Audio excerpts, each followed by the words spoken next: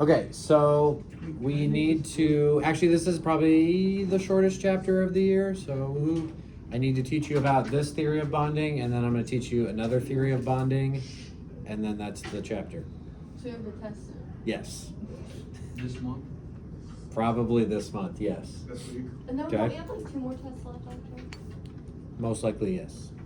If I can squeeze in a third one, I will. We can't. There's not enough time. We'll see. leave early. Please. Yeah, but they'll still make us take that test. Have mercy on me. We'll see. But probably not. Okay, so up to this point, we have Oh well. thought of bonds as basically this, Yeah. which is pretty simplistic and functional, but we've been completely ignoring other stuff about atoms that we know, and today we need to bring that other stuff in and try to come up with a more realistic or accurate way of thinking about what a bond is. Okay, and so it's going to involve the cloud. You guys remember the electron cloud Oh. and orbitals and all that fun stuff? I forgot how they work. We've been completely ignoring orbitals, but if electrons are in those orbitals and electrons are forming bonds, then we probably need to figure out how these orbitals relate to chemical bonds. Okay, so we have to go back and figure out how all of this goes together. And we also know the shape of molecules, so we need to figure out how the orbitals match up or don't match up with the shape that molecules make. Okay, so again, we're trying to come up with a more accurate description of a bond than this stick figure version. Okay, so that was just intro stuff. That's not really notes. Okay. Yeah. So we're gonna start with this basic premise. This is what we've been assuming is true, and we're going to continue assuming it's true, and it will be true by the end of today. So you can rest assured on this, okay? So in order to make a bond, I need unpaired electrons, okay? In Lewis dot world, I think of that as this guy has a dot, this guy has a dot. The dots need buddies, and so in order to buddy up, they share, and I have a bond, okay? But when I think about the orbitals or the electron configurations of certain atoms, we're going to see some interesting things that don't really line up with the last chapter we just did, okay? So let's look at some elements, some of the first elements on the periodic table. Okay, let's look at H, and boron, and carbon, and nitrogen, and oxygen, and fluorine. Okay, just to kind of get a sense of what's going on here, okay? So I make bonds with valence electrons. How many valence electrons does hydrogen have? 1. 2. 1. Boom. Where is it? In the cloud. On the outside? Sure. S, P, D, F. Oh. S. Which S? S1. Oh. The first S. 1 S. Remember these? Yeah, what do you remember? What about boron? Electron configuration? What did... D1 is 2. Or D2 is 2. This is the fifth element. 1 has... How many valence electrons? D3. 1, 5. It has 5 total. 3. 3 valence electrons. I think DeMarcus said that, so good job. Okay, where are they? S. And Oh. S1. Oh, P, not D. Have we done an orbital diagram before? yes, that's how you know what that is. Can we review it? It's what we're doing right now. So is it like this whole thing orbital diagram or like the 2P? This thing with the platforms and the arrows is an orbital diagram. Yes. Oh, you read the slide. I thought you knew what it was called. My bad, but you just read that. No, I have no idea what it's called. Oh. But you knew orbital diagram somehow. Okay, so these are where the valence electrons are for boron. Okay, what about carbon? 4. 4 valence electrons. 1, Oh. 2, 3, 4. Yeah? Yes. Okay.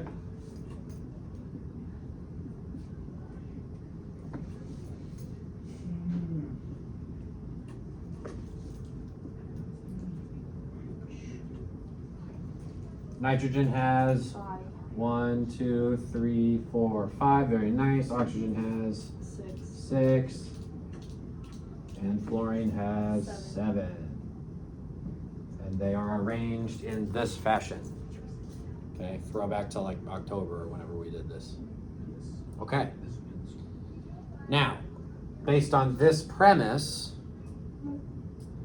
how many bonds would I predict that hydrogen can make? One. One, because it has one electron that needs a buddy. And so it would find some other atom that has an electron that needs a buddy and they could make a bond. Okay, so I would predict that I can get one bond from hydrogen. What about boron? 2. No, 3. no, What? no. 1. Why one? Because it only has one. There's only one electron that needs a buddy. Oh. And we're going off of the assumption that bonds are formed from unbuddied electrons. So 2 is the next one. So this one I think can make 2 bonds. 3. This one I think can make 3 bonds. 2. 1. Wait. That's This is what I think is the case. So it's wrong. That's not It's going to be wrong, but we're trying to make this logical. Should I not write these numbers? You can, but just make a side note that this is not how it actually works. Oh, Okay. no. Don't worry, I'm still writing. That's fine. Okay. Whoa. But see, the thing is that it's partially right. Because hydrogen does make 1 bond, we saw that a lot. And oxygen does make 2 bonds, nitrogen makes 3 bonds. A lot of these are right. It's actually these 2 that don't match reality. So this is like partially correct, partially not correct. So we're gonna have to fix that. There's no way. There might be a way. Hey, it's okay. Cool? That's a cucumber. I felt 300. Okay, I already spoiled the end, or not the end, the midpoint. Okay, this is gonna be the wrong way of doing it, but I wanna show you in more detail why it's wrong and then how we can fix it so that we can understand what a chemical bond actually is, okay? Let's go ahead and Just limited this. see if we can make this bond, but instead of just drawing lines and dots, let's see if we can use actual orbitals, okay? So I'm gonna make an H2 bond, or a bond to make H2. Where are these electrons again in the cloud? Out. No. S. S. What does S look like? An 8. That's P. Or sphere. It's a sphere or circle. Looks like this. Okay, here's a hydrogen with an s orbital. Here's a hydrogen with an s orbital. This one has an unpaired electron. This one has an unpaired electron. Okay, and so the way that I imagine this making a bond is these 2 atoms get near each other, their orbitals or their clouds overlap, and they share the electrons. That's just a more complicated version of this, but it's the same basic idea. Yes? So, Wait. does all the stuff we've been learning kind of lead up to this with like charge and orbitals? Are we gonna have to start drawing these orbitals? No. Okay. Question, Shalini? I don't know what this is. Mm-hmm. So this is just a visual for this. We have 1 valence electron, and it's in the s orbital. We have 1 valence electron in the s orbital, and for these to bond, they have to bring their unbuddied electrons together, and they're going to share them in their clouds. The clouds are overlapping. I thought it was a Okay, other questions? Okay, so far this works. So far I can just take orbitals and overlap them and I get bonds that match what we already know. Okay, great, let's try another one. Okay, let's see if I can bond some carbon with some hydrogen. Okay, how many valence electrons does carbon have? Guys, how many valence electrons does carbon have? 1, 2, 4. 1, 2, 4. Where are they? P. And? And S. I got some in the 2s, I got some in the 2p. Okay, now how many unbuddied electrons do I have? 1, 2, where are those? In the P. What does p look like? An it looks like a figure 8. Okay, so one p orbital looks like this.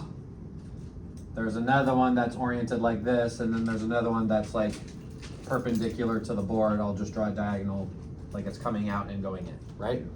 And if I put them all together, I get 1, 2, 3. They're all perpendicular to each other. Or the fancy term is they're orthogonal to each other. Wait, why is there 5? 4. I mean, how many is that? There's 3. Why is there 6? There's 3. Why is there 6 of them? There's 6 lobes, but it's 1 orbital, 2 orbital, 3 orbital. 1, 2, 3. Okay, why do they look like that? Because that's how God made them. Why? That's just how it is. I don't know. Okay, what is the scientific answer you give me? Just because. Okay, is that what the H's and C's look like? This is what a p orbital looks like, which is where these electrons are for carbon. Okay, well then what about the S orbital? It's a sphere, and it's buried in here. Why is there? What? Why do they look the same if they have the same charge? They don't have charge. Orbitals don't have a charge. Not like charge, but like the little arrow thingies. This? Yeah. What about it? Why do they look the same if 2 out of 3 of them have different bonds?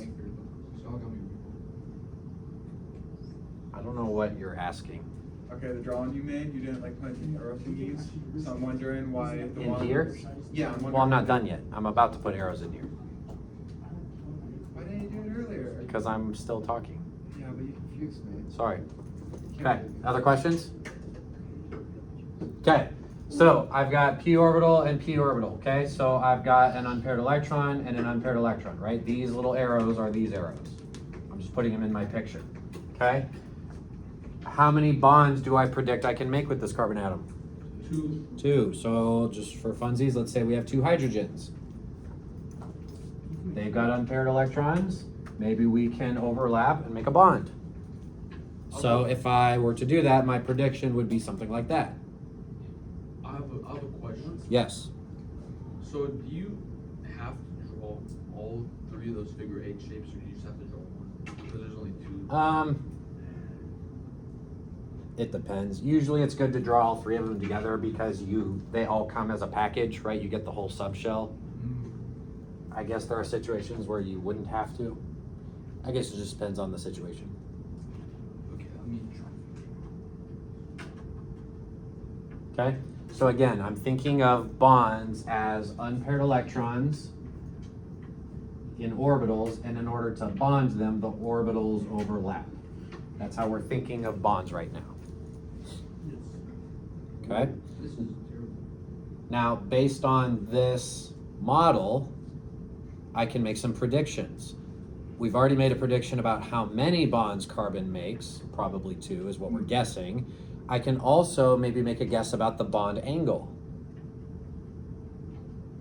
What angle are p orbitals to each other? 90 degrees.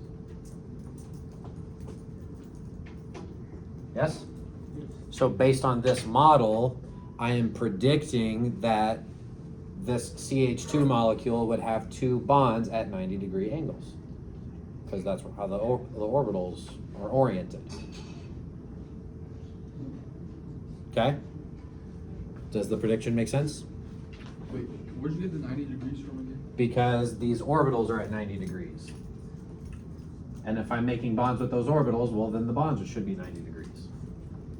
Do you not do like with the figure 8 because they're on like opposite ends? Wouldn't it be one? I have to use different figure 8s. This figure 8 is making a bond, and this figure 8 is making a bond. This feels like geometry. Okay. Okay? There's a problem. Okay, the predictions we just made should sound like a problem to you based on last chapter. Okay, we just made these predictions.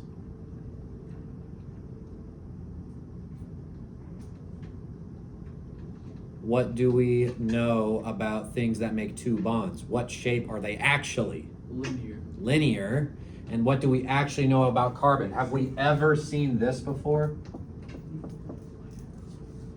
Did we do that at all last chapter? Yeah. No. What? Why? Because It's not a real thing. What? Wait. How? Why did we do that as an example? Because we're trying to figure out how to make bonds with actual orbitals, and I showed you how that would have worked if we just used the orbitals, but I'm showing that there's a problem. How does that not work? CH2 is not a real thing. It doesn't work because apparently the universe says so. It doesn't exist. CH2 is not a thing. why not? Can we make I don't know. Wait, because like the electrons Well, like, don't why add up. can't we make it? Well, that's one thing. So we talked about octet rule, right? Carbon doesn't have its 8 that from last chapter. We talked about that. Did you add dots? I could, but where are you getting dots from? That's just what you're supposed to do. No. So it doesn't exist because it can't. Exactly. Oh. It doesn't exist, but because it can't. Okay, that's a good quote. Make that a t-shirt. We can make it exist. Okay. Now, there is a different compound with carbon and hydrogen that does exist, and we drew it repeatedly last chapter. Which one am I thinking of? CH4. CH4. I was thinking CH2O. CH2O is also what we drew, but that has O in it. We're doing this one. Okay. Now, this is a thing. Okay, we know that methane is a thing. Let's see if we can make this molecule and actually use orbitals, right? We're trying to make bonds and use orbitals because we know that's where the electrons actually are. Okay, that's the problem we're trying to solve. Let's try to make CH4. Okay, so I got my carbon atom. How many bonds do I need to make? 4. 4, because I'm trying to bond to 4 different hydrogens. Why is that one like that? Don't you need 2?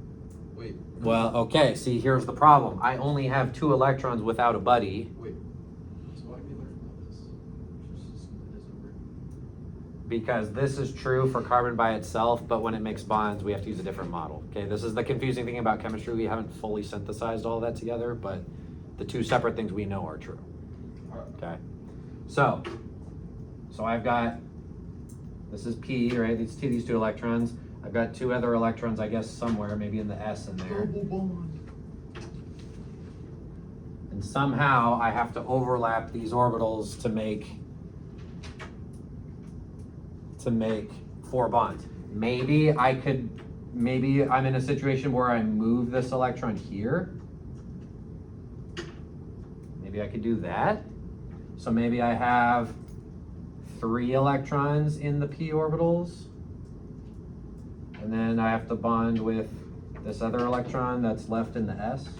Okay, so maybe feasibly I could bond here, bond here, bond here, and then somehow this has to bond somewhere.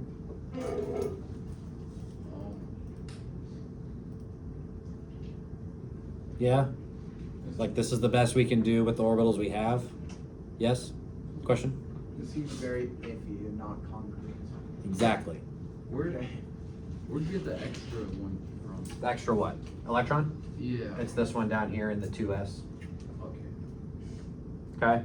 So, okay, if this is how methane works, what bond angles am I expecting?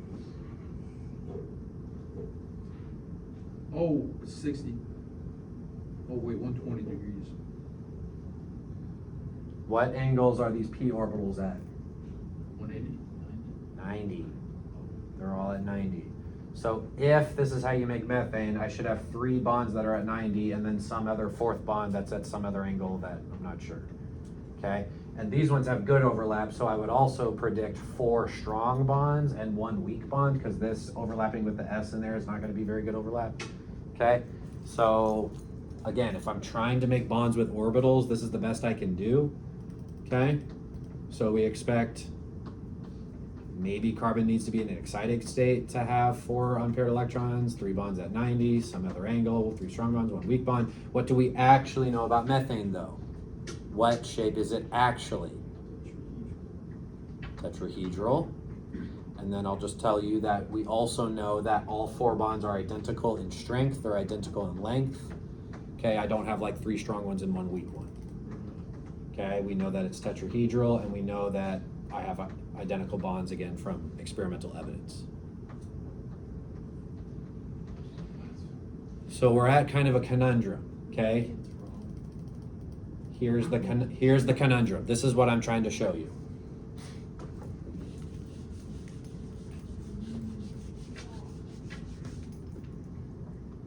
Okay?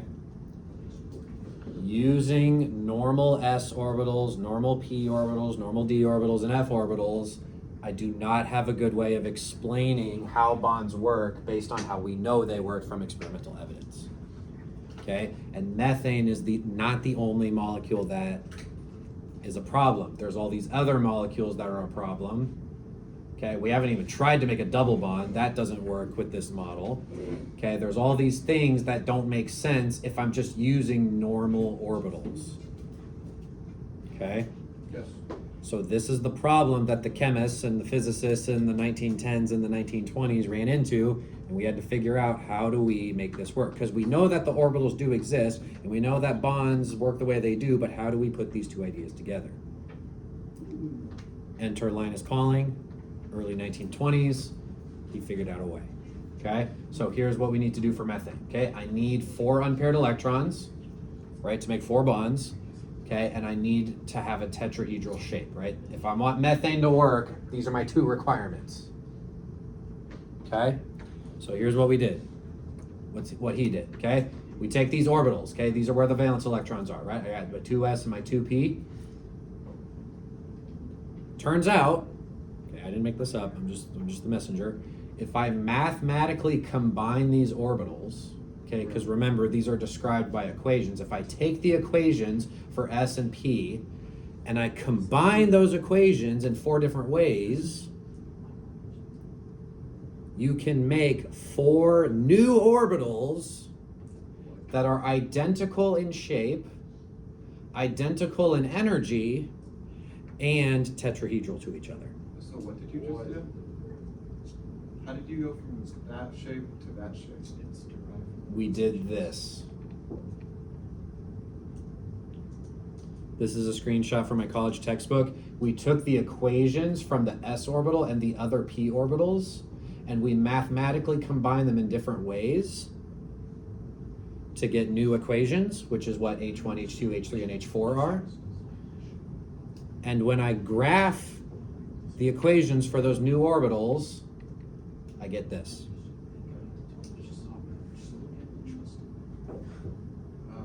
If you want to do the math, this is kind of what it looks like. No. I'm good. It's pretty hairy, okay? If you want to be a chem major or be a PhD student and study physical chemistry, you will learn all the gory details of Wait, if this. you want to have a PhD, you have to do this. It depends on what area of chemistry. Not all PhD chemists do this. This is like a Oh, very I want to be a chemist. I well, want to be an anesthesiologist. okay, good for you. You do not have to do this to be an anesthesiologist. Mr. Floyd, I don't think I'll ever be a chemist after this. What? Said I think you forever changed my career path. Nice. I'll take that as a compliment. Okay. Are we okay so far? No. So those are in like just normal 3D tetrahedral shape? Yes. or on These a- are all 109.5 degrees from each other. Okay, on an XYZ plane? Yep. Okay. Okay. So what we did, it's kind of weird. It's kind of like hand wavy science magic. We took the old orbitals that were at the wrong angle and had different energies, and we mathematically combined them to make 4 new orbitals. Okay? And so if I drew an energy diagram of that, my s orbital and my p orbitals have different energy. Okay, but when we combine them, the 4 new orbitals are all the same energy. So when I put electrons in them, how many unpaired electrons do I have? 4. How many bonds could I make with this? Is this what hybridization is? Okay, the process of mathematically combining them is called hybridization. Okay, and so these are not s orbitals, they're not p orbitals, they're hybrids of s and p orbitals. Whoa. Okay, so they're called hybrid orbitals. And we specifically name them after the orbitals we used to make them. I used 1s and 1s and 3 p's to make those, so I should name them SP3. sp3. You just name them after the orbitals you used to make them.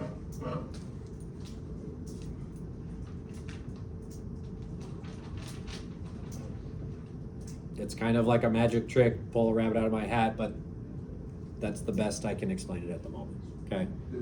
That's what the logic is for science. So this is the weird thing. It's like, this is a situation where we know the correct answer. We know the correct answer is carbon makes 4 bonds, they're tetrahedral, they're equal strength and all of that.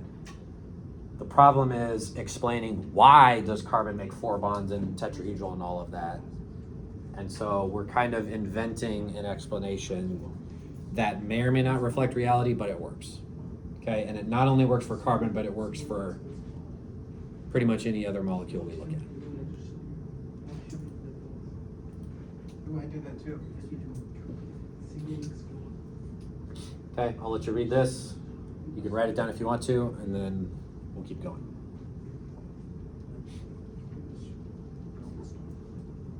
Can you show us the shape they make? Yep, in a second. Okay.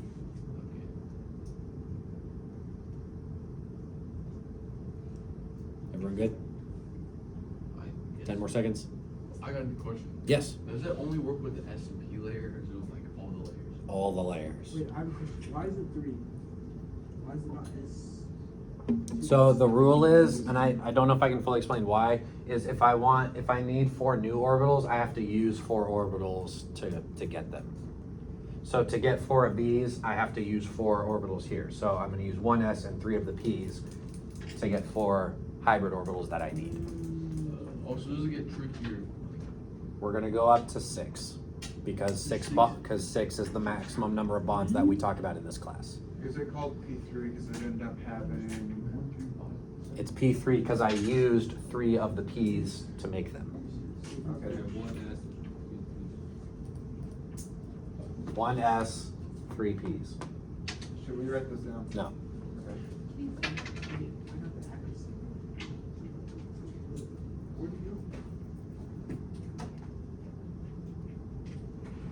Cool? Okay, so here's another picture to show what we're doing. I've got 4 H's that are bonding with my carbon. It doesn't work with normal S and normal P orbitals, but if I hybridize and make new and improved fancy orbitals, then I can overlap and make 4 bonds, and now I have a way of thinking about methane that actually matches real methane in real life. 4 bonds, tetrahedral. Cool? Who's the guy that made this work? Linus Pauling. I have his actual paper where he presented this. I could post it if you want to look at it.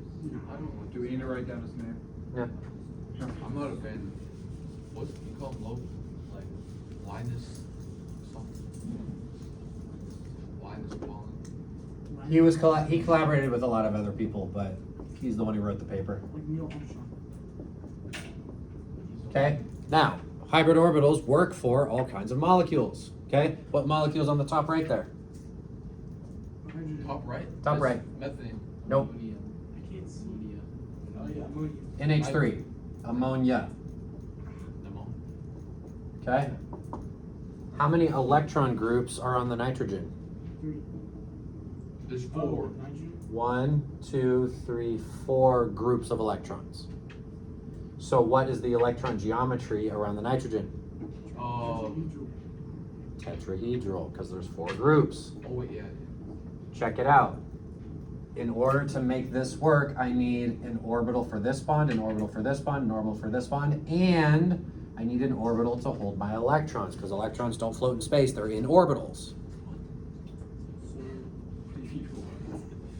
is it 2S? So look, I can use the same orbitals from before, sp3, from carbon, because I had 4 orbitals for that. I can use them for my bonds, and look, if I have dots, I can also put those in a hybrid orbital.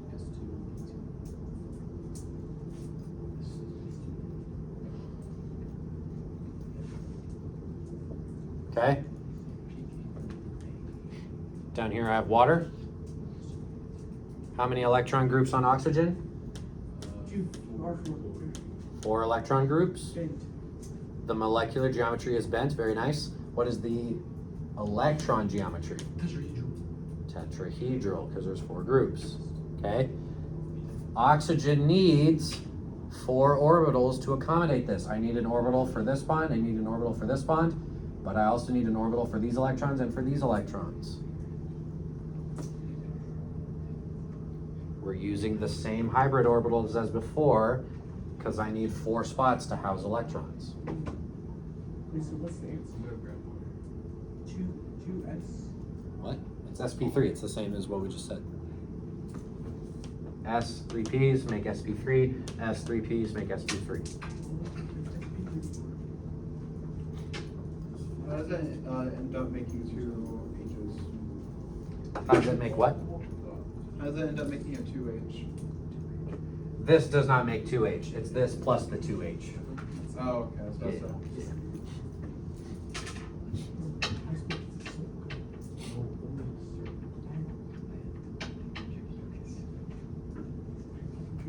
We okay? Yeah. Okay, so here's the deal. From now on, I cannot make bonds with normal S, normal P, normal D orbitals. I have to use hybrid orbitals in order to make bonds, because only my hybrid orbitals are at the right angles and have the right energy in order to make bonds. Okay? And the type of hybrid orbital that I have in my molecule depends only on, it turns out to be very simple. The type of hybrid I need depends on how many electron groups are on the central atom. The number of groups tells me what kind of hybrid I need. So these are all examples with 4 electron groups, but you guys already know, sometimes I have 2, I could go all the way up to 6. Okay? Yeah, that's fine, thank you. So let's go through a little table to go through 2 through 6 to look at all our examples, and then we'll be good. Is this gonna be like the geometry? Yes. Okay, so let's start with beryllium chloride.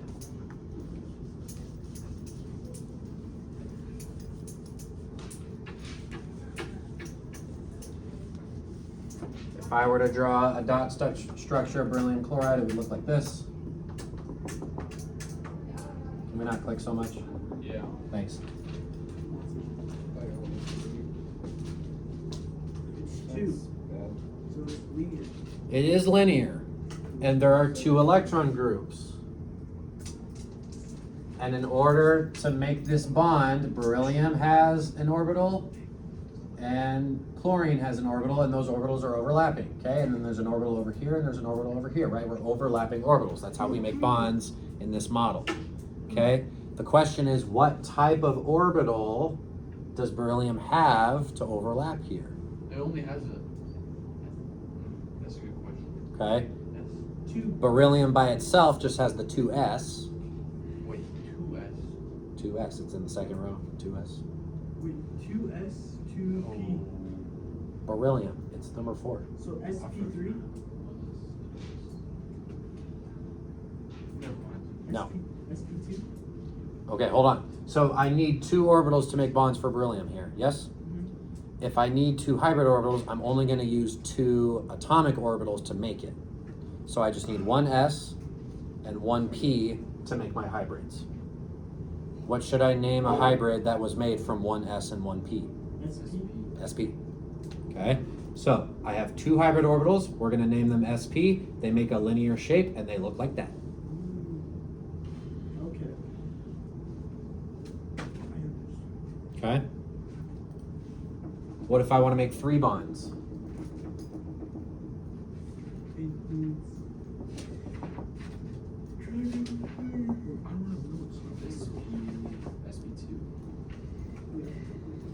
I need 3 orbitals to make 3 bonds.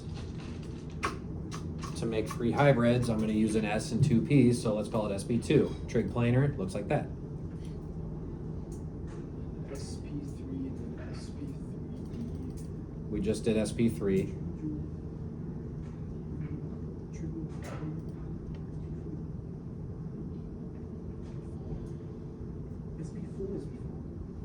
Four? SPD. Right, so that's a good question. So if I want to make 5 bonds, how many p orbitals do I have in my subshell to work with? You only have 3 of them. There was only 3, sorry, I just gave it away. It's only 3. What comes after P? D. D. PD. So I have an S, 3 Ps. If I want a fifth orbital, I gotta use D. SPD. Or at least in this case, we're gonna use it. So this is sp3d if I need a trig bippy, trigonal bipyramidal. Bibby. Is Bibby good enough? Or just say Bibby? No. Bipyramidal. Wait, on the test I just wrote Bibby. Well, we'll see what kind of mood I'm in. Wait, so it's S is wait, it's S is 2, P is 3, D is 5. Yeah, F is 7. Yeah, 1, 3, 5, 7. Okay, last one. 6 bonds. What kind of hybrids do I need now?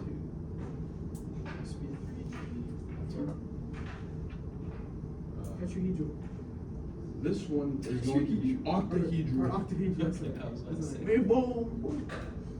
Octahedral. Now, what if you have, is it different for like the lone pairs and stuff? In real life, probably yes. For what we're gonna do, no. Wait, so it could be sp3d5 f1 or something like that? Yeah, if you need to make like 9 bonds, but yes. We're not gonna go that crazy, but sure. Oh, this is. Yeah, okay, yeah. So Arne, to answer your question, if I have this molecule,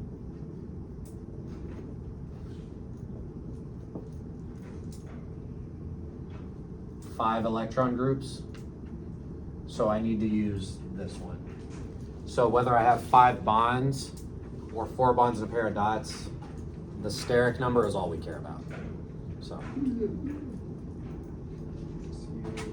explaining why this matters is the complicated thing, but just answering the question, what kind of hybrid is it, is easy. You just look at the steric number.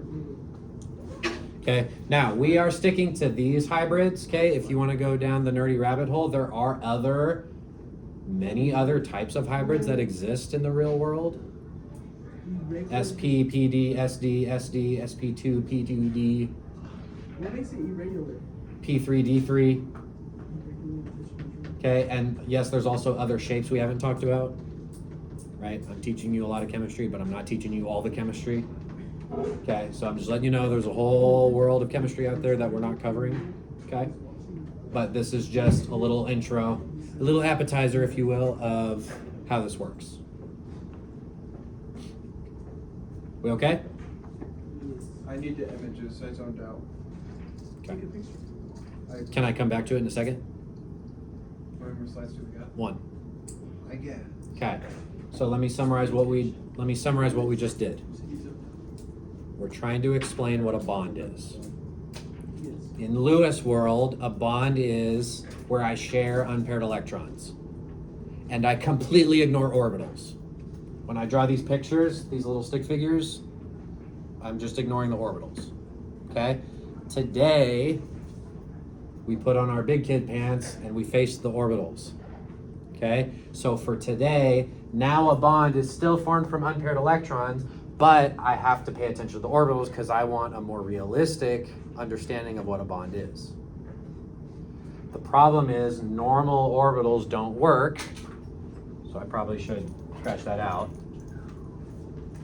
In order to make this work, I had to invent, quote unquote, hybrid orbitals in order to do that. So bonds are formed by the overlapping of orbitals, but they are formed by the overlapping of hybrid orbitals. If you want to make a bond, you got to have hybrid orbitals, then you can overlap and make a bond. That's all we're saying today. Can you go back a slide? All right. Yes. Something I wanted to know. 1 second. Questions? I have a question. Yes. Can you go back a slide? Yeah, I knew you were gonna ask that. You broke it? All right, we will do some practice problems tomorrow. I think that's good for now.